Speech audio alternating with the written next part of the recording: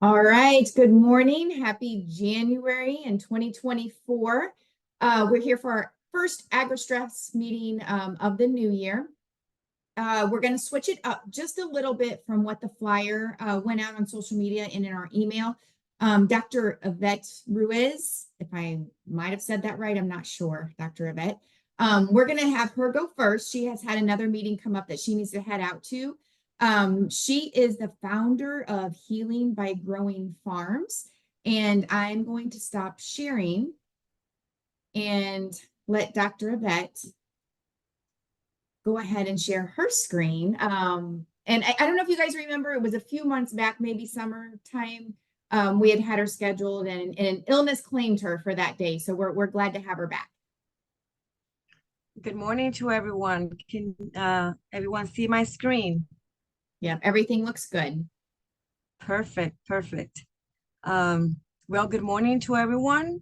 Thank you for the flexibility. I really appreciate it.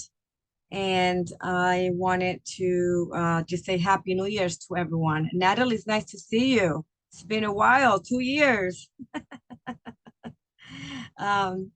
So I'm going to navigate my PowerPoint and make sure that that is working correctly. For some reason, it's not, I can't see it on my end at the moment. So Carrie, can you see it on your end, dear? Yep, it looks just perfect.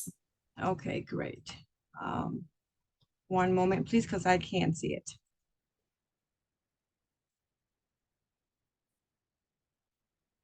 I'm not sure why.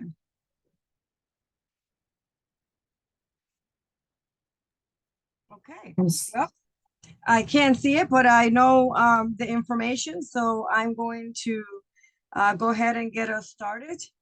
And again, saying thank you so much for the opportunity of being here today. I am Ivette Ruiz from Healing by Growing Farms, and wanted to share a little bit about how Healing by Growing sort of got started and a little bit about our journey. I'm not sure if the page is forwarding to the next page on your side, but wanted to check in to see if the page has forward on your end to the next page. I don't, it still says the same. Still says the same? Okay. Yeah, it says save the dates. There you go. There you go. Now you're good. Okay, wonderful. There we go. So a little bit about Healing by Growing Farms. We were founded in 2020. And as a result of a tragedy, turned to hope. And so for those of you that are on the call, I'm going to have you do a little activity with me, if that's okay with you.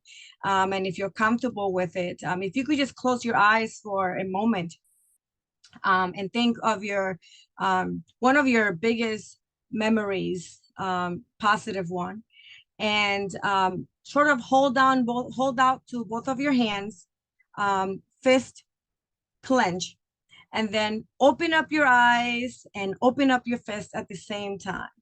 And that is sort of the way I describe what happens to someone with brain injury or trauma. In a blink of an eye, in an opening of a hand, you take everything that you had in your memory and in your mind and everything that you once knew, and it just goes away.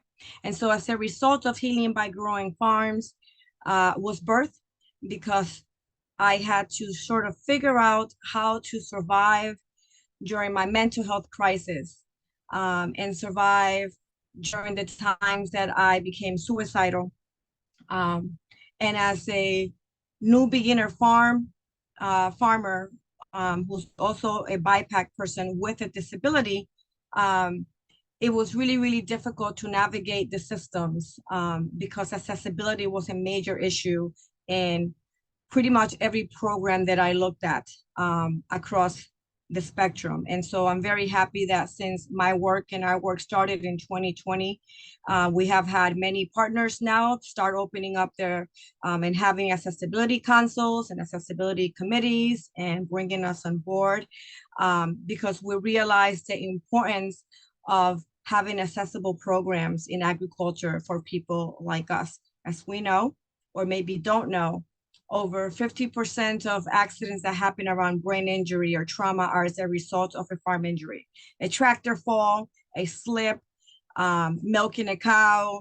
It could be any of those things that people go through. And so we collected stories. We did a lot of research to find out how brain injury and trauma was impacting farmers. And as a result, we developed Healing by Growing. We've been in existence now for 2 years. And we are focused in 3 major areas. And the 3 areas that we focus on are no-cost services to brain injury survivors and to trauma survivors as well. And some of the services that we include under that are we provide farm-to-home food baskets where we bring food to individuals who are homebound and who have a disability or don't have any means to eat healthy, nutritious food. As we know, in the US, there's a major food gap and lots of food insecurity. And I suffer a lot of food insecurity during my journey of healing. And that is one of the main components as how we exist today. On the first year, we donated over 300 pounds of food. This year, we have donated over 800 pounds of food. We donate everything that we grow here. We also give the options to patients to drive by in their car if they're too ill to walk in the farm, and we just bring baskets of whatever they decide that they need and give them to them. That is one of the programs that we cover. I know this meeting is to share services and resources, and so I wanted to share what we have. We are nationwide. We have partners and connections all over, and so we're very happy that while we are located in Connecticut, we have expanded our services beyond. We also have a group called Real Talk. It's a virtual group for people who have disabilities and trauma or are too busy in their farms or in ranching that cannot make it to a live. So we do a Real Talk. It's a support group where people join and we talk about themes around farming, brain injury, and trauma, and how to continue on to ensure well-being and mental health. And anyone that wants to know more information or my contact information will be at the end of the presentation.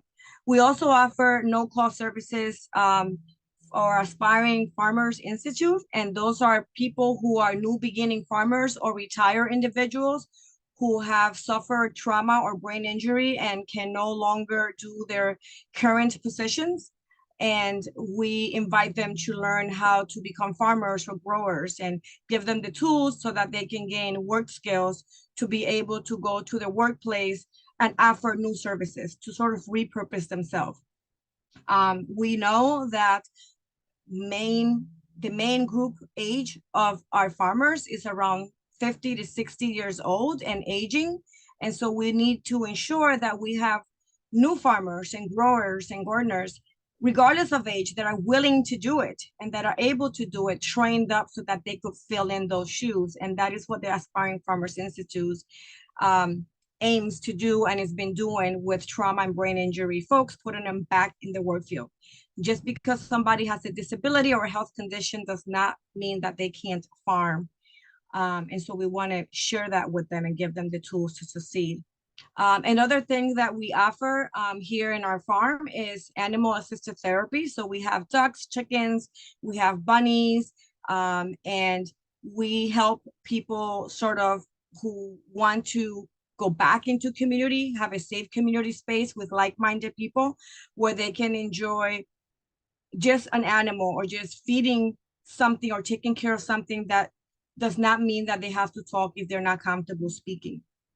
And we also offer a retreat center by the ocean. Our farm is located by the beach.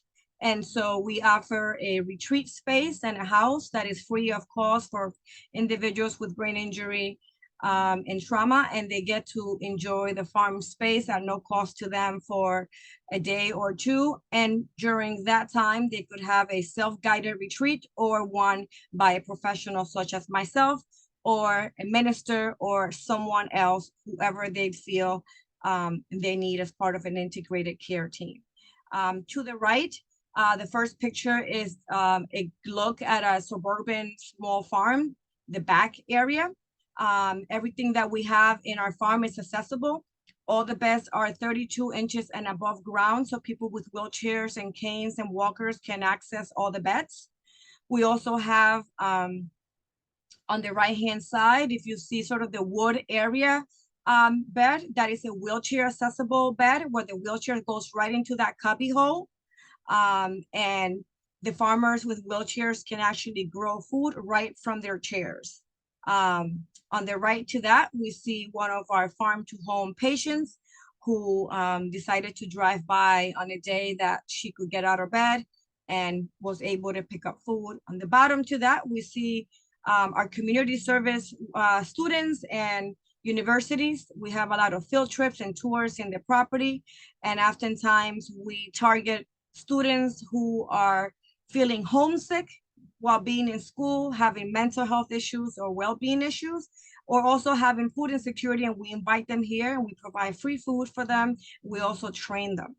And to the left of that picture, we have another of our clients with Stu, our rabbit, and he's part of their therapy where individuals come and spend time with the animals.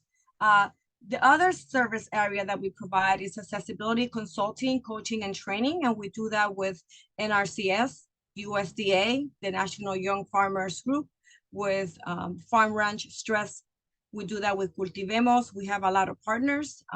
Just finished doing a huge presentation for NRCS in Vermont with over 70 people. So they bring me in to do speaking engagements, and I teach around accessible working spaces, green spaces, and how organizations could become more accessible. Because one thing is to have the theory behind it, but another thing is to be able to have the practice and also the personal experience. Because having a personal experience as a farmer, a BIPOC, a person of color, and a person with a disability brings a different narrative than someone that just has the book smarts.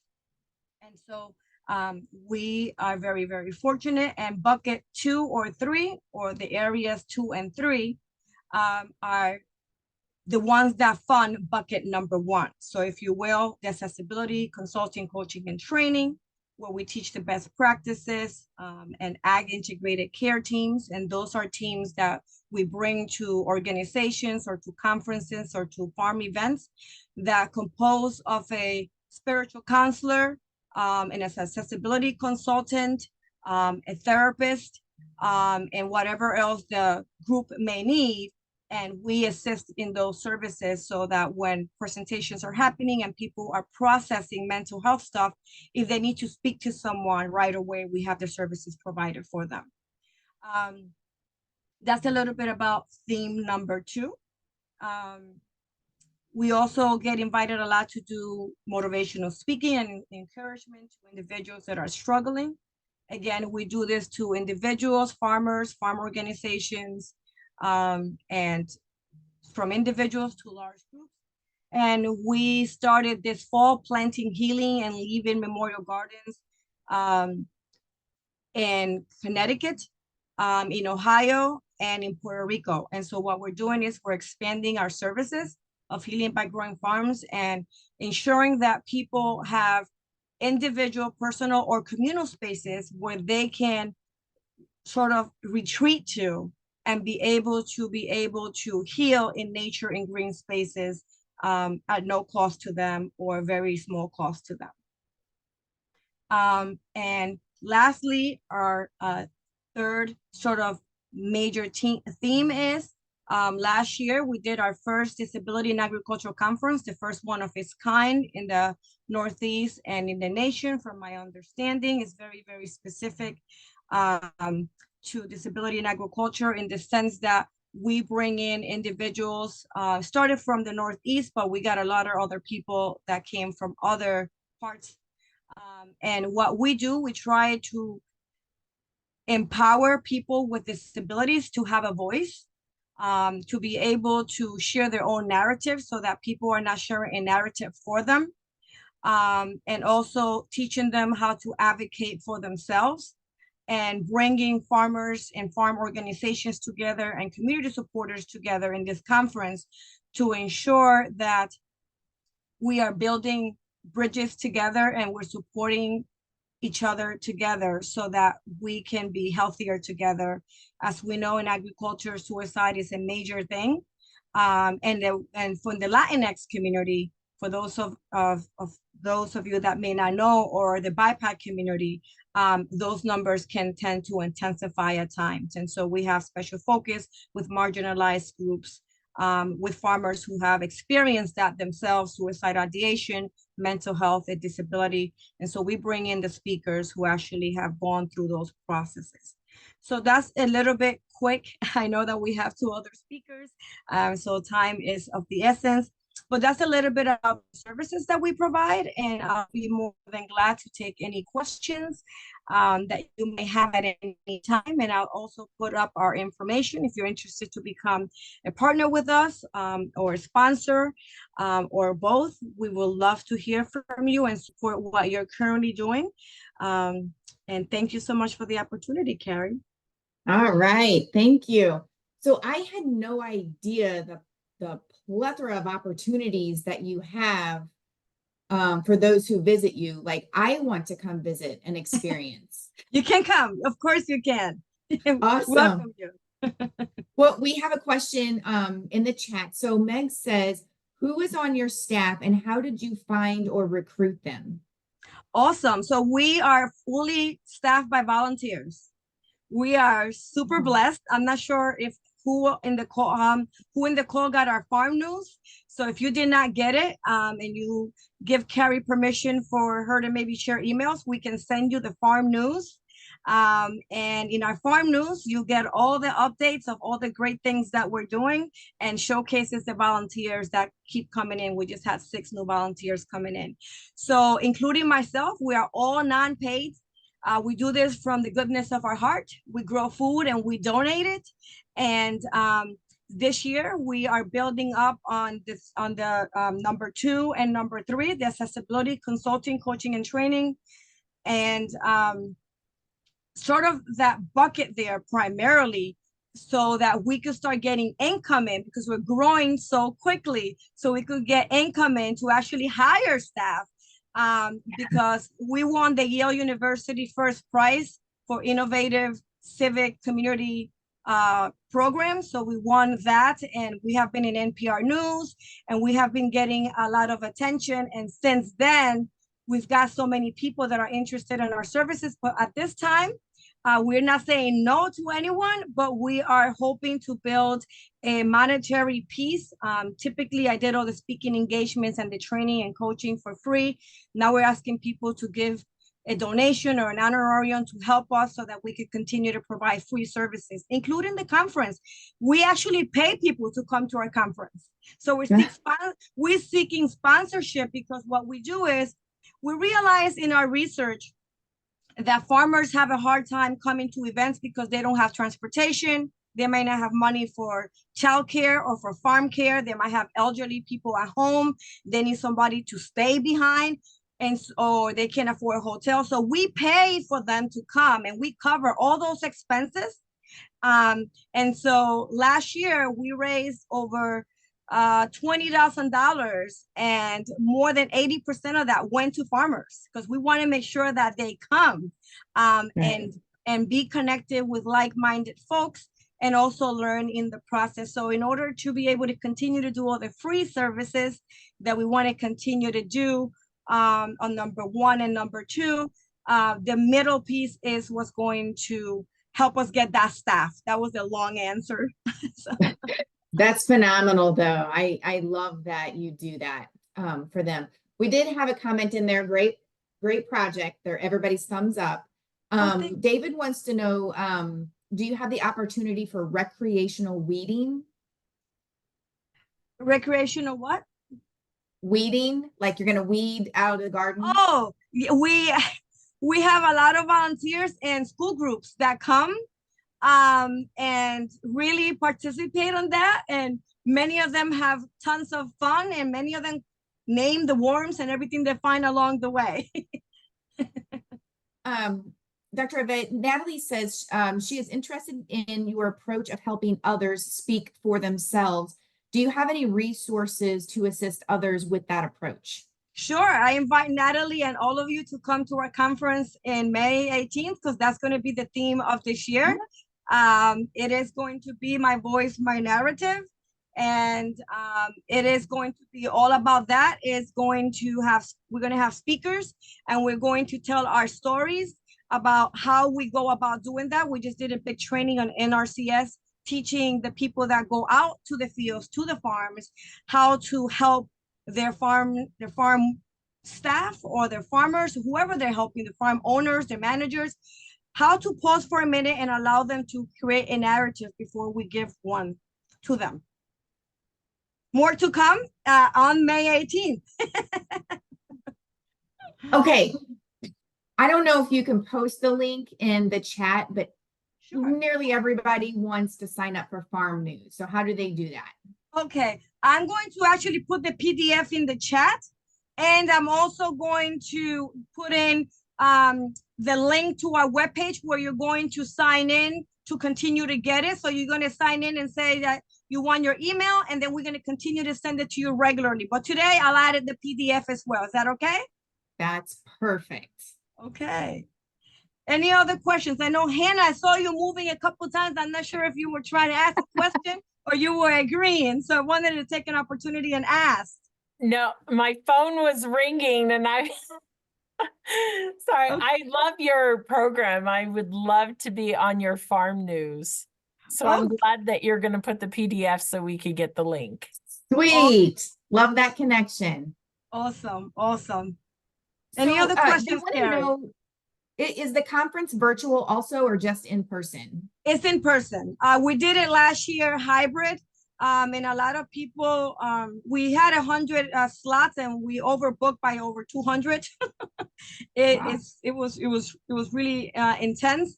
And a lot of people with disabilities struggle is visual or being in a computer or on a screen. And so we did some research, and majority of the people wanted for it to be in person, trying to unite, try to hear those stories and try to make connection that way. And so we're going to do it this year, not hybrid, we're going to do it all in person. Okay.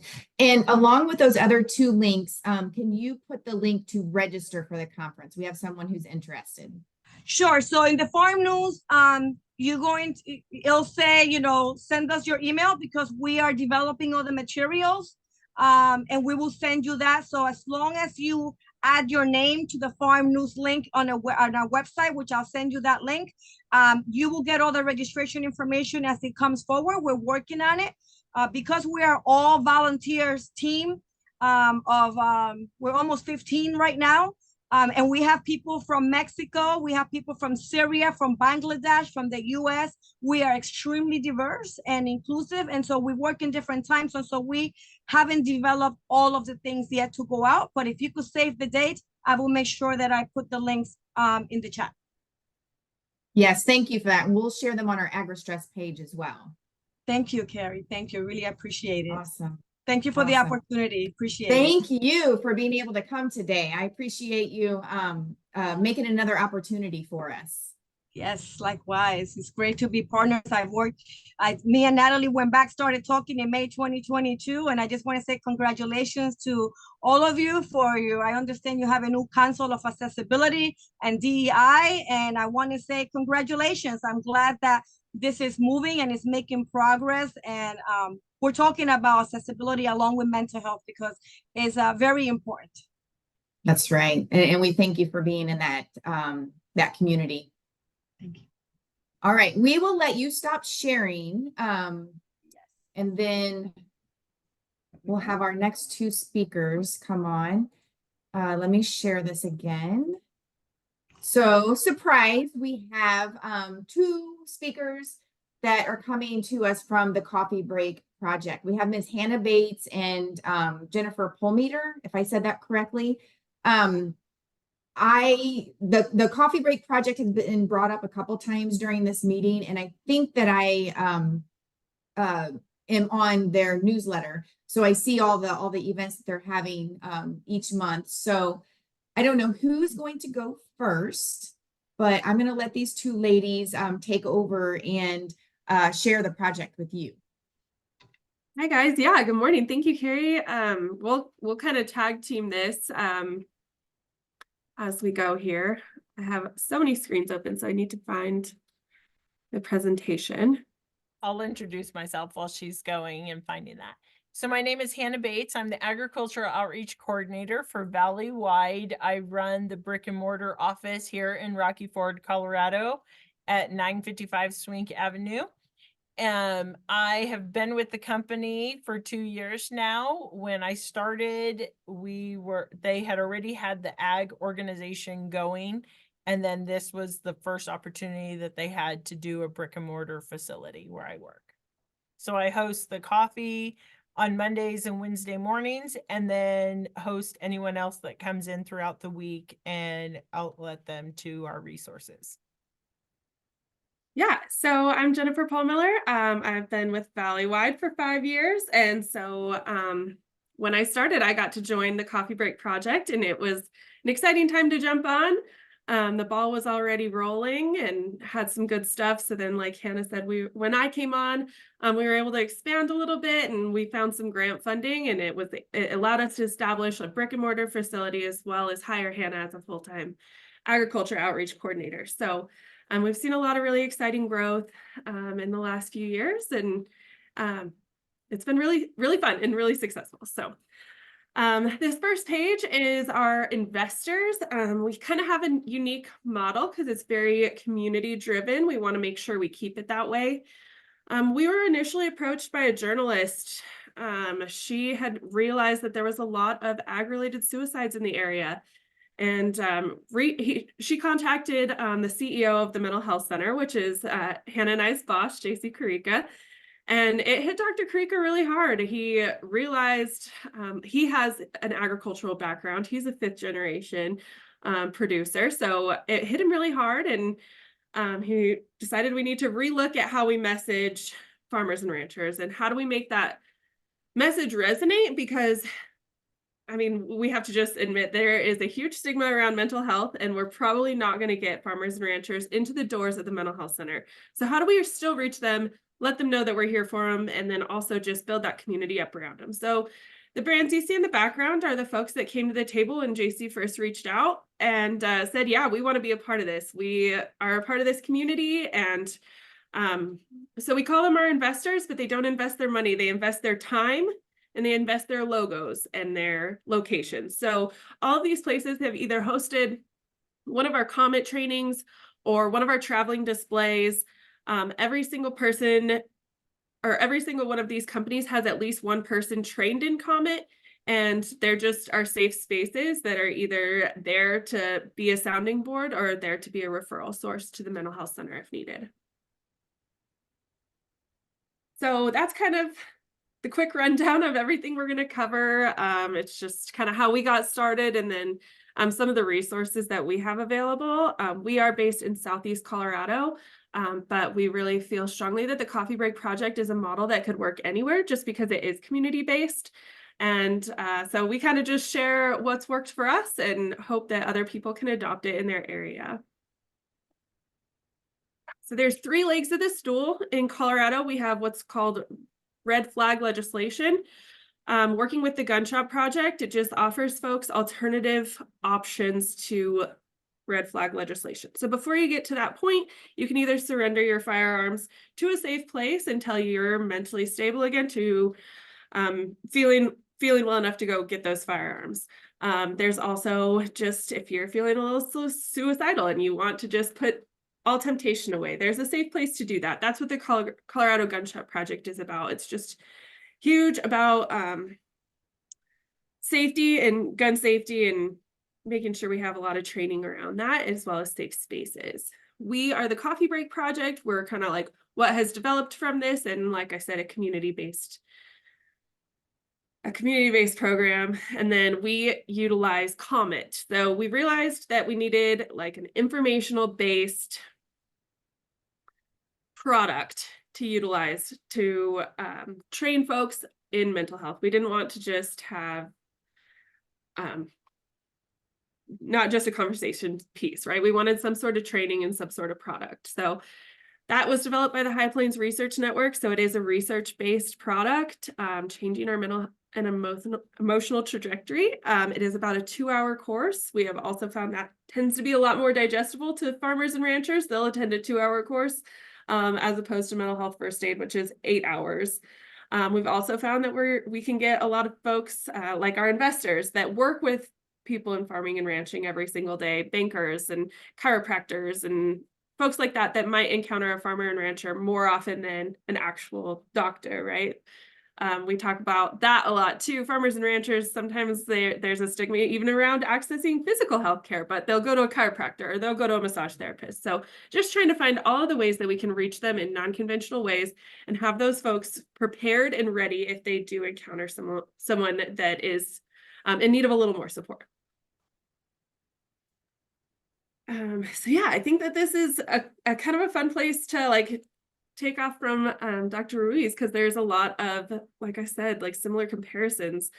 One thing to think about is we're looking at 1 to 2 producers on most farms and ranches in the United States anymore. So those numbers, we're asking to do a lot more with less. And so we understand where the rural stress comes from. When we look at this data, places used to have 5 producers on one farm or ranch, and now it's 1 to 2 producers. So definitely declining. The average age of producers in the United States is 57.5 years old, and 95% of those producers are white. So it's very exciting to follow up behind Dr. Ruiz, who has such a like culturally diverse program, and it's inspiring. So I actually do need to update this, but which is good and bad. They did come out with the 2020 census data.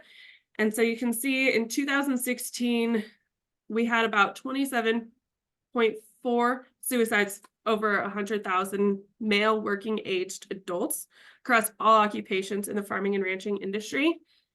That number skyrocketed in 2016 to 43.2. They did recently update to the 2020 data, which was 43.7. So still a terrifying number, and it's still really high, but we didn't see the 2020 effects as much as we were dreading.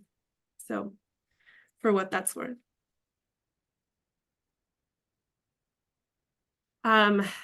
Different components of agriculture that people don't always think about. Veterinarians are very highly affected by suicidal thoughts compared to other populations. So I added this slide in there just to show the ripple effects of the agricultural industry. It's not just producers, it's people that deal with producers on a regular basis, and it just casts a really wide net. And so I think that that's another piece to consider when we consider the data that I showed on the last slide. Across all industries, that includes our veterinarians, that includes folks that work in tractor repair shops, diesel repair shops, anyone that touches that ag industry. So just added this in to show like what a wide net that the farming and ranching community casts. There's a lot of stressors in the ag industry. I know we talked about the populations before, and sorry, Hannah, I'm kind of completely taking over on this too. No, so you're good. You're good. To jump in. I think that we can all look at the farming and ranching industry and see some of the stressors, but a lot of it is the lack of social opportunities, geographical isolation, declining business-related contact, and we saw a really big hit of that in 2020 during the COVID lockdowns. Churches and coffee shops are the places where farmers and ranchers most often get to gather, and that's what the entire basis around the Coffee Break Project is that time of the day when you get together and just talk and remember that we're all on the same boat. So sometimes it's important to take a break and check in on your friends and, hey, let's grab a cup of coffee. Yeah, so the farming and ranching industry is definitely one of pull yourself up by the bootstraps. Tough times don't last, tough people do. And sometimes that mindset and the values alone get in the way to access of care. They don't necessarily want to seek care. So, and then, yeah, Hanna is now in charge. Like I said, when we got that grant funding, it was in 2020, we brought Hanna on, and she kind of runs our ag advisory groups now. The ag advisory groups can be regional, and that's what they are in Rocky Ford, Colorado. So all those investors are from Rocky Ford and surrounding communities. Rocky Ford was just a really nice central place for us, and that's where we put Hanna. Hanna, we need to update your picture on this slide too. We got a paint job and some updates.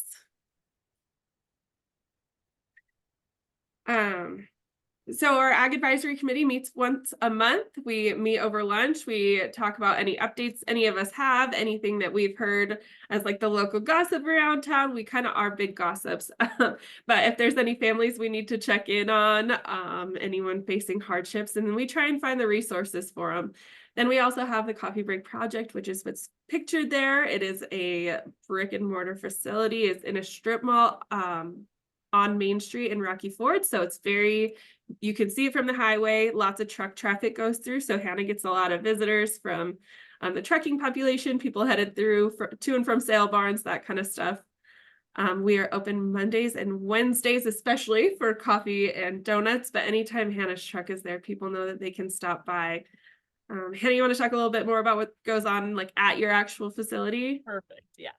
So like Jennifer said, this is the brick and mortar building. It actually has been updated and has a new beautiful new paint job. It was originally a strip mall, and what we as a facility have done is we have revamped it and repurposed it into housing other organizations and other businesses within our company. So we have a t-shirt palace, which is our in-house print shop, and email like flyers and any little things that you need printed up to go to or to meetings and so forth. We have a resource pantry, which focuses on people within the community that are struggling, needing housing supplies, needing clothing, needing food supplies. And then my office is in the middle, where it originally started for farmers and ranchers to come in and give them a safe place to come and have that peer to one-on-one service and enjoy companionship and ask questions. And if they needed feedback on pesticides, we would have I have somebody come in that talks about the pesticides and commodity. I have the NRCS come in, or the FSA, or somebody within the rural community that they are struggling with an issue and they need more information. Those people come in, have coffee and donuts with us, put on a little presentation, and just help give them the resources that they need. And then on the end, we have our peer services, which focuses on the homeless population within the rural communities. We have a washer and a dryer that they can utilize, as well as a showering facility to come in and use.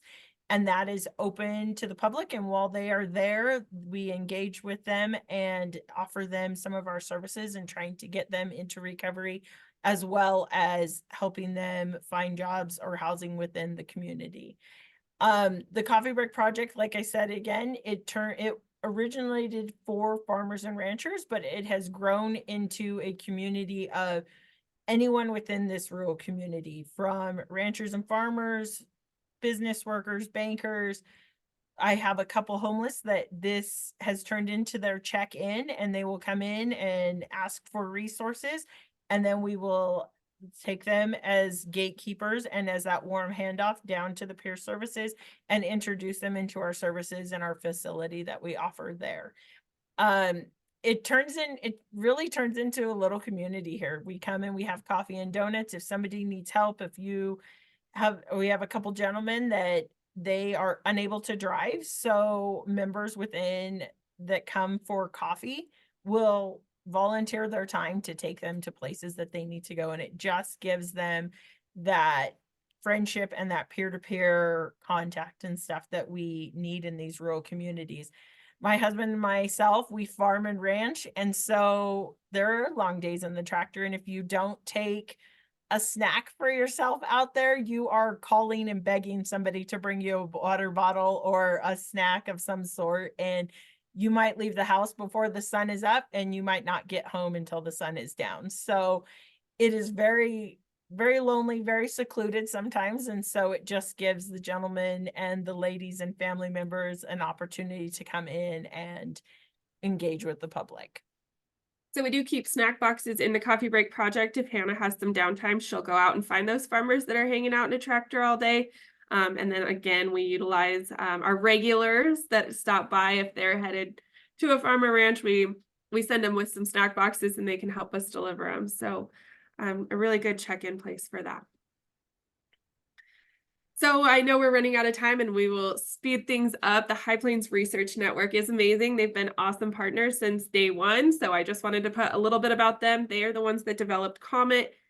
We still work with them very closely and collect as much data for them as we can. We want to keep it a research-based product, but we also understand it is difficult to tell when you've used Comet because Comet is basically a conversation starter kit. It helps people get into those hard conversations, and then also if they're uncomfortable, how to get out of those conversations and where to refer next, what resources are available. So it can be difficult to specifically say, wow, I think I just used the Comet and collect the data on that, but we try to be as good of partners with the research as we can. And we do host trainings as well as Merit. I saw that Merit posted the link that you can go to, or you can reach out to me about us hosting a Comet training for your business, your facility. The great thing about Comet and the Coffee Break Project is that it's very diverse and it's not just only geared towards ranchers and farmers. We have gone and done Comet training for the nursing home staff. We've gone to banks and trained their staff. We've gone to the FA, different groups within the schools. We have done, oh my gosh, you name it. And we have gone and done a training somewhere of some form for Comet training, but it's very diverse and you can use it for any type of job, any region, as well as within your own organization, and just helping them to be that gatekeeper, that check-in place, and just to basically be that kind person and be that listening ear that everyone needs. 9 times out of 10, that's all somebody needs, is they just need somebody to listen to them and be that sounding board for them. And to piggyback again off of what Dr. Ruiz said, we prefer to do Comet trainings in person because that is what we have found people really prefer. But I do know that there have been some virtual options, and of course during 2020 we all had to get creative. So we've done it before, but it is nice to do in person. So a little bit more about the gun shop project. We can send this slideshow out so people can check in on that on their own. There's links in it. Again, this is very specific to the state of Colorado, so I know it's not relevant to everyone on here, so I won't get too deep into this. Just how we brand ourselves. It's been very exciting. So in the top corner, we have one of our giveaways. We do this at all those businesses that have endorsed us, our investors' businesses. So you can see a pop-up display where you can win a cooler. Sometimes it's at Four Rivers where they sell tractors. Sometimes it's at the local bank. We just really want to familiarize people with the Coffee Break logo. The slogan, do you look after your neighbors close to your crop or herd? We want everyone to just be familiar with all of those folks who have endorsed us and are familiar with the product and are those safe spaces. It was kind of exciting. Governor Polis did use our display behind him. So that was kind of our first big claim to fame. And then we actually ended up getting picked up by the New York Times, the Colorado Sun. We've been featured by the Colorado Trust. So lots of really cool places. We've gotten to speak at some awesome conferences. And again, I think the best part about the Coffee Break Project is that the concept could really work anywhere. You can take the idea of having a safe gathering space where resources are distributed, and it can be applicable to any community. Some of the other, local places that we have been featured. And so that being said, we do have the coffeebreakproject.com. no, sorry, .org, thecoffeebreakproject.org. We do have some cultural competency videos on there, as well as all of our contact information. We have some of our other favorite resources, which are listed on our website as well. And then here's our contact information if anyone would like to reach out to Hannah or I. Does anyone have any questions for us? We do have, Linda in the chat says, so do you train your regular visitors, the ones that come in all the time, in comment training so that they can then take that to their networks and smaller communities? Yes, ma'am, we do. So Yeah. everyone at the table, probably at least 50% of the time, 50% of us are trained in comment training. So when somebody comes in, we are, you know, we don't want it to be doom and gloom. We don't want it to be like this horrible gossip session. Like we work on things that are people are struggling with and resources and stuff. And so when people first come in, you know, they're very leery about opening up because they don't want to be judged. They don't want you to air their laundry out because that's how ranchers and farmers are. We're very private people. When, like we say, there was a gentleman that actually would park 2 blocks over and a block down and would walk to our facilities. And then once we started as an organization implementing physical therapy, the Coffee Break Project, all the other services that we do, dentistry, doctors, everything that we do, it was all right for them to park in front of our facility because nobody knew what they were coming for. They didn't know if they were coming for counseling, if they were coming for an addiction, physical therapy, or just coming in for coffee. So we do train everyone, and then it's under an umbrella where everyone is, you know, it's not going to be out to the public. It's what is said here stays here. But to like be specific to that question, we absolutely, so we'll offer different trainings. Sometimes we have it focused at a certain group, like Hannah mentioned, the nursing home population, and we'll invite nursing homes from everywhere, and any staff that wants to can come. Then other times we've had a training specifically for chiropractors and massage therapists. But if we have an open training, like we had one that was like for farmers and ranchers' wives, and we were not super specific about it, but that's kind of how we targeted it. We wanted to make sure that there was a lot of people that had stuff to talk about. We want to find those similarities. So we will let our regulars know kind of what the target group is and open it up to them first, and they can sign up. But absolutely, we offer it to them, and they do take it on. And we even had some teachers that came to the last one, and then they asked for another training for the rest of the staff at the school. So it definitely snowballs like that in the community. I think organizing them into specific trainings, I think that's a great idea because it's nothing wrong with having the huge variety, but like if you have the nursing home patients all in one, it's more like a comfort, a safe space that, hey, everybody here is going to understand because they're the same age as me, or, you know, things like that. Mm-hmm. Absolutely. Yeah, we want them to be able to have some stuff to talk about. And so having just like one little thread of similarity is kind of the goal in some of them. And then there's some that we just open up, like anyone that wants to come. We want to make sure that we have, and like Hannah said, an all-inclusive. And if you feel more comfortable coming to one that is specified to your target audience, great. If you feel like coming one open to the community, also welcome there. So yes. So lots of comments in the chat. Very cool project. Awesome. Impressive work. Terry wants to know, basically, how are you funded, especially since you're brick and mortar? Absolutely. No, that's a great question. So it started out grant funded. We received money from SAMHSA, and they had heard about the Coffee Break Project previously. Before that, it was being funded by community members, and those investors, if they were wanting to make a donation, they were welcome to. So the grant funding helped us get started. It helped us purchase that building.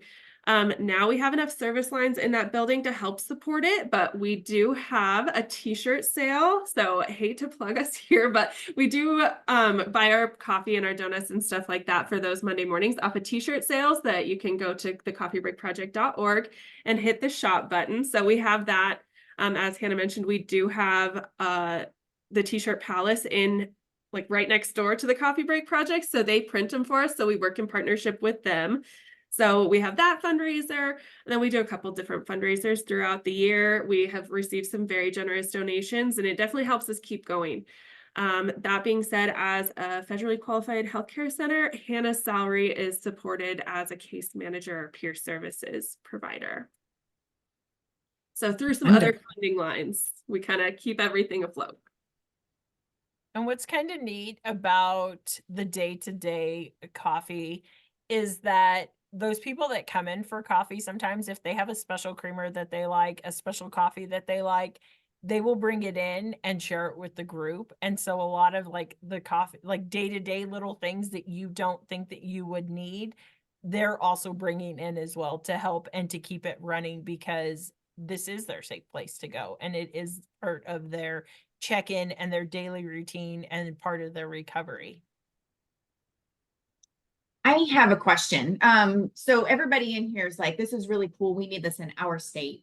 So I know you guys are based in Colorado. Has there ever been talk, or would you be open to having projects out of state? Absolutely. So where I was saying you could adapt it to any community, we were lucky enough through the grant funding and also through the health center to fund a brick and mortar. However, when we are not at the Coffee Break Project for Hanna's, we use CSU Extension Office. People are willing to open up their doors for this project. We also do get some money to travel to do COMET trainings, and we are happy to like pitch how like this presentation is kind of how we set up the Coffee Break Project. We're happy to adapt it to community members and add on like an extra hour to COMET training to kind of talk about how we can help you out. So we've set up coffee break projects in a lot of different places throughout Colorado, but we've also been to Nebraska. And Hanna, where did they set up the coffee break project, like the location in Nebraska? So we traveled to Sidney, Nebraska, and we trained Sidney Regional Medical Center in Nebraska.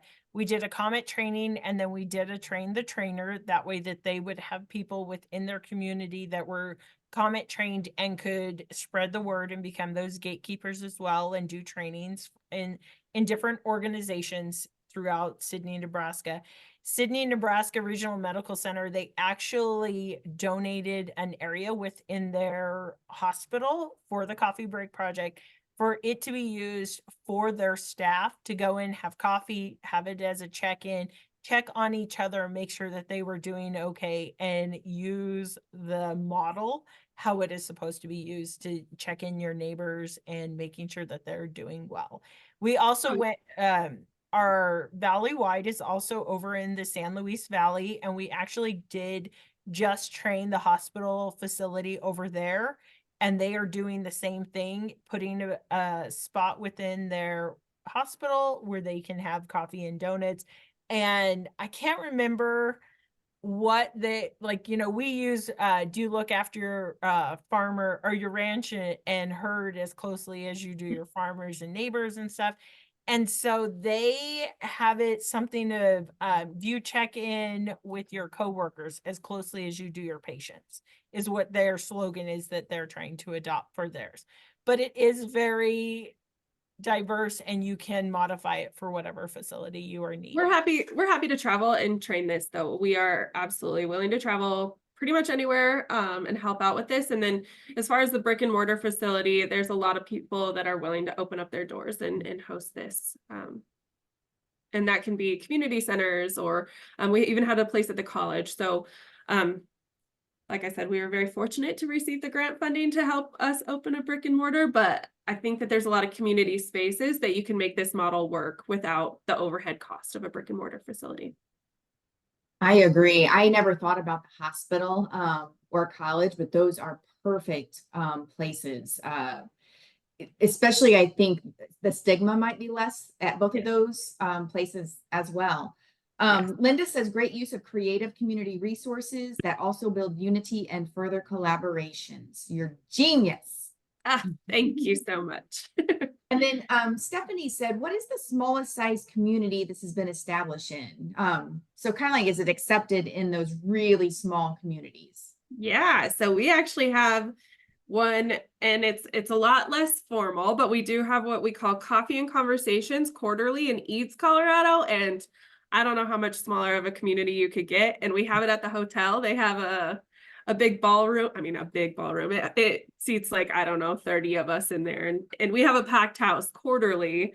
And all we do is just get together and talk about what's going on in the community and what businesses have going on, any upcoming events, that kind of stuff. And it's very informal, and it is a packed house. And we do it at like 9 a.m. to 11 quarterly in Eads. So absolutely. And I actually think some of our smaller communities, it thrives a little bit more. Eads is very geographically remote, right? So it's out of the ways a bit. And for them to attend events like this, normally they would have to travel to La Junta or Lamar, to one of the bigger areas, but we serve rural and frontier populations, and our smaller communities, they actually love it. Just a very informal coffee and conversations. Let's all get together, have a cup of coffee, see what's going on. Yeah, I would think those really small communities, it would work really well. I guess if you're close, I mean, if you don't want anybody else to know your business, you don't go with it being small, but you already have that closeness and relationship built. Yeah. And it doesn't necessarily have to get into like the very personal conversations, right? Like when we're in Eads in the hotel, which the hotel also donates that space to us quarterly. So we don't spend anything on that. And it's very broad conversations about like what's going on in the community and if we have any new hires at the hospital, that kind of stuff. And then when people leave that formal conversation, that's when they'll go and talk to each other, right? They haven't seen each other in a while. And so then hey, let's actually go grab a cup of coffee outside of this meeting or schedule something for next week. And so it just is a good reminder. And I think it does keep bringing people closer together and create some of those off-branch conversations. Yeah, that's awesome. More comments in. Love the examples of community-centered locations. Yeah, I love that. Everything else is great work. Thank you. Thank you. You hit it out of the park. I think you sparked a lot for people to think about in this new year. Any other questions? I know for some reason I call her Dr. Ivette. I don't know why I did that. It's just my name for her now. She had to leave, so she's not here. But if there's any other questions for the ladies, go ahead and post them in the chat or unmute. And then also remember that the email that everybody's going to receive after the meeting will have all the speakers' names and contact information and websites on there. And then if you do want to forward the meeting on anyone else, we are making it public on YouTube. So we'll go ahead and send the link to that YouTube recording as well. All right. Any other questions for the ladies? Well, thank you so much, Carrie, for having us. This is such an amazing thing to be a part of. And yeah, I'm glad it is. We have a lot of collaboration and promotion for our speakers because everybody just has these wonderful projects. And I know I say it over and over again, but we're all working towards the same cause. So why don't we do it together? Absolutely. I love it. Exactly. I'm trying to paste our website. Sorry. Yep, I see him. I was just going to announce. I totally forgot the in front of copy. Sorry. So let me redo that. Oh, yeah. So it actually links. Gotcha. Yeah. And I'm sure you probably have a newsletter as well. Jennifer. We'll get there. We got a newsletter and then we entered a merger. So yeah. I had to do my other job for a little bit, but now I'm able to focus on Coffee Break Project a lot more. So yeah. Everybody will respond better if it comes straight to their inbox and so they can keep up with you. Perfect. So all right, everybody in the chat says thank you. Julie says it was great to see you. You're wonderful. Oh, thank you. That's awesome. And I think we had our highest attendance ever today. That totally floored me. Perfect. Well, thank you for letting us join today and taking the time out of your day and come and listen to us babble a little bit about what we're working on. Yeah, sounds like a great project and two phenomenal personalities behind it. So thank you. All right, everybody. Look for that email probably within the next 24 hours. And then we will see you in February. Happy 2024. Happy New Year.